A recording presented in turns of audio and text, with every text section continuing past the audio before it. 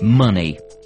Across the world, 100 billion banknotes are produced every year and spent many times over. The total value of notes in circulation is more than $1 trillion. That's $1,000 million. But the trouble with all this money is, it doesn't last long. The life expectancy of a banknote is just over a year. And worse than that, many banknotes are still relatively easy to forge. So how do you create an almost indestructible banknote which is all but impossible to forge? How do they do it? Welcome to Melbourne, Australia, where dirty money is a thing of the past. Faced with the twin challenges of banknotes rapidly wearing out and increasingly sophisticated methods of forgery, the Reserve Bank of Australia decided on a radical break with tradition. In 1988, they started to experiment with a bold new kind of banknote. One that was virtually indestructible. A banknote which was made of plastic. And it's such a success, it's catching on all over the world, from New Zealand to Nepal. To make their plastic money, the Australians start with these small granules of polymer. The tiny beads are melted at the top of this huge metal tube. And what you can see here is the molten polymer cascading down. As the 250-degree liquid travels, it is cooled by small jets of water. Now it's ready for the next stage in the process. And if you've ever blown bubbles, prepare to be amazed. This is one of the biggest bubbles on Earth, 5 stories high. It's so big, in fact, it's impossible to see it all at once. This is just the top. As long as it's maintained at the correct pressure, the walls of the bubble are always the same thickness. But it needs constant monitoring. In total, this huge bubble will be stretched 20 meters. Towards the bottom of the bubble, the polymer is gathered up in rolls, and it starts to resemble cling film.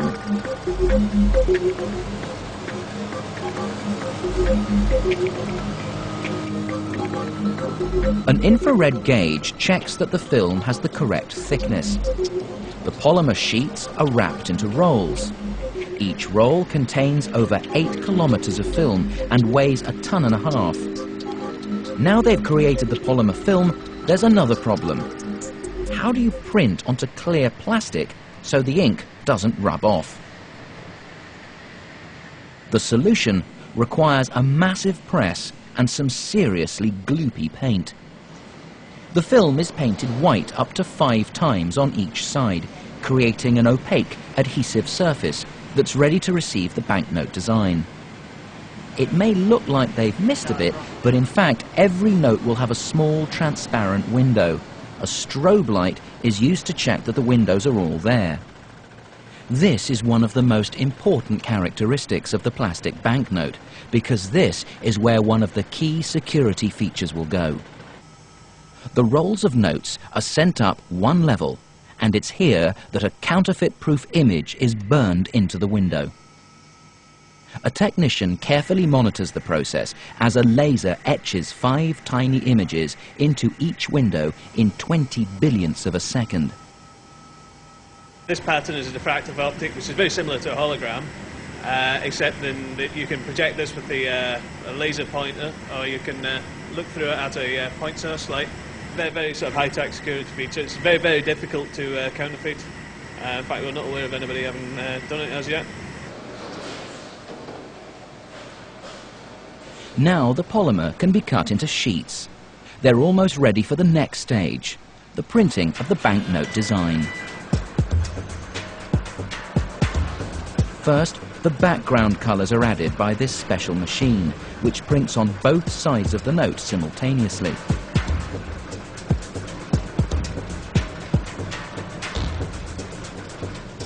Then the notes need to be transferred to a second machine for their next layer of ink.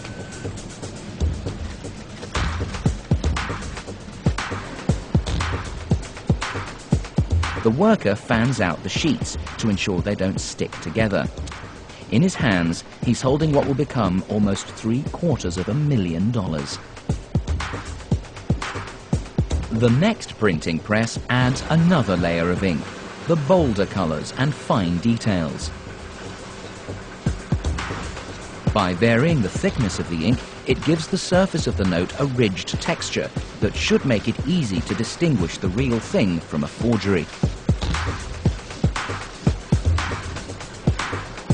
The notes are almost finished, but they still lack one key security feature: their unique serial numbers.